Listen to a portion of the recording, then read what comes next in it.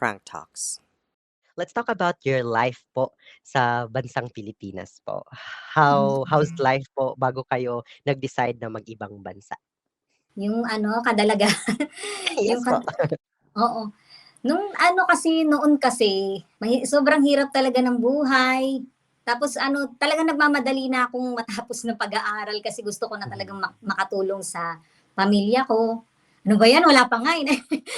Wala pa nga na, medyo naiiyak. Hindi, ano po kasi ako po yung breadwinner talaga sa family. Ako lang po yung nasa abroad ngayon at saka yung tumutulong actually sa pamilya ko sa Pilipinas.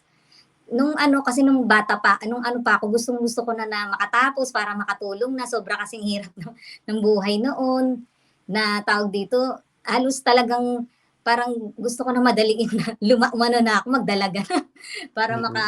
maka ano na Frank Talks.